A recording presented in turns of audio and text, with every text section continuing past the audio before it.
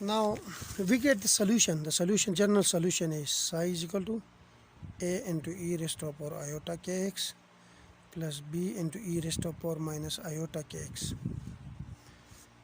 We got this solution by using Schrodinger equation. But the Schrodinger equation is time independent.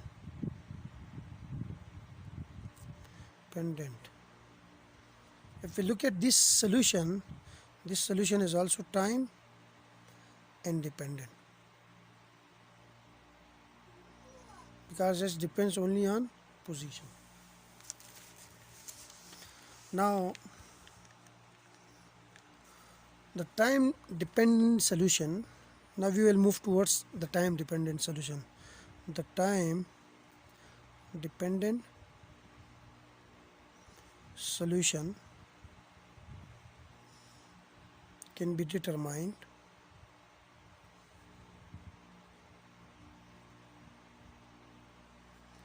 by the evolution operator, by time evolution operator, by time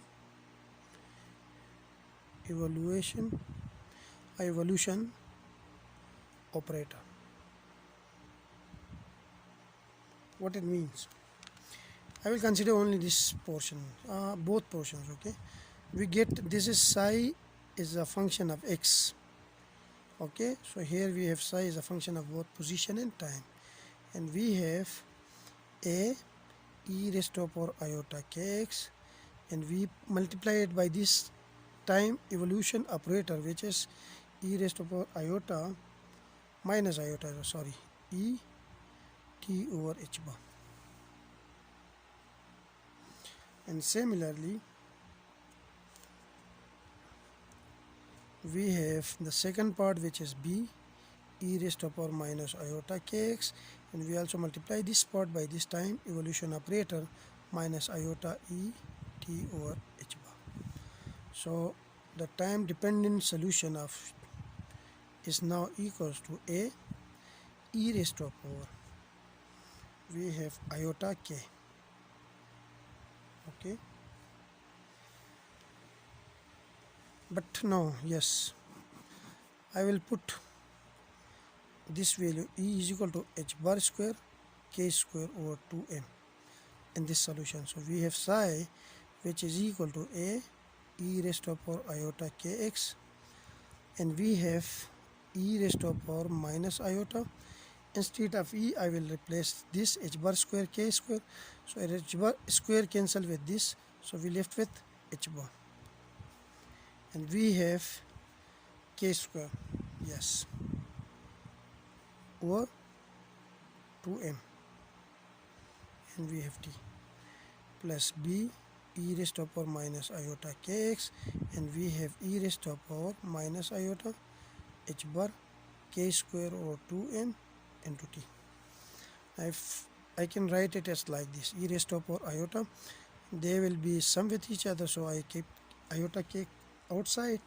So here we left with x, and here we left with minus h bar k over 2m into t plus b e raised to the power, I will keep minus iota k common, so we have x here, and we have plus h bar k over 2m into t.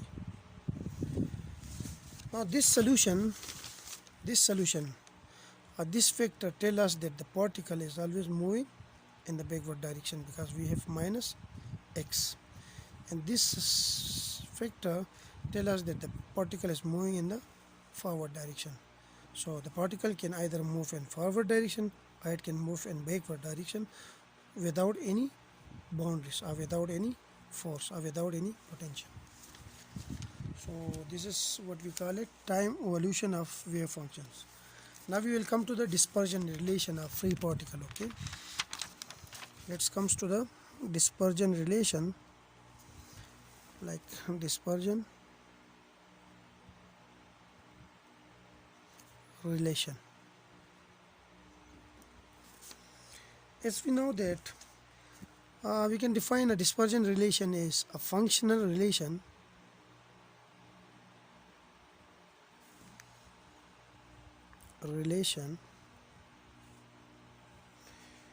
which define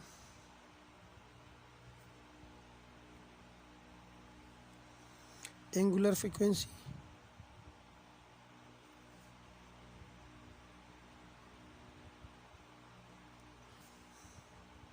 omega. Okay, angular frequency is represented by omega in terms of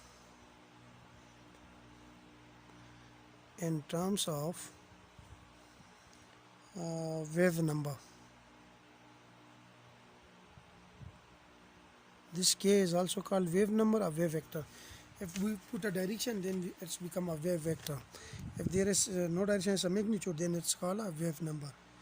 Then a functional relation which defines angular frequency in terms of wave number is called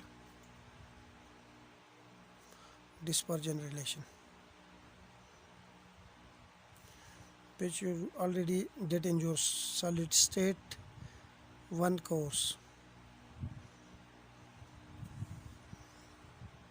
Now energy is E is equal to h bar square k square over 2m. Also we know that E is equal to h bar omega. So comparing these two equations, we get h bar omega is equal to h bar square k square over 2m. Omega is equal to h bar k square over 2m. But omega is a function of k, so we can write omega of k, which is equal to h bar square k square over 2m. This is called a dispersion relation. This is called dispersion relation. Like a relation in which omega can be written in terms of wave number is called a dispersion relation. Now if we plot this relation, we get a the dispersion relation like this. So it is any kind of value, any values. Okay, we have omega k, and this side we have k. So there is no quantization of energy. In quantization of energy, we have energy which is quantized. Like this is the energy which is quantized. But here the energy is continuous. So there is no quantization of energy. And yeah, this is omega k. And we can also calculate the relation for the group velocity and phase velocity.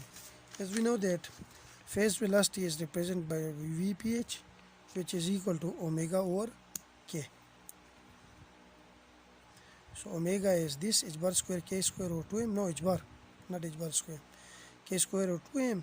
So V phase velocity will be equal to h bar k over 2m, and group velocity Vg, which is equal to d omega over dk. And d omega over dk is h bar k over m. This is the group velocity of a free particle, and this is the phase velocity of a free particle. So this is all about a free particle which is moving in a potential-less surface. Like there is no potential on its way of motion. Thank you. In the next video we will discuss particle in a box.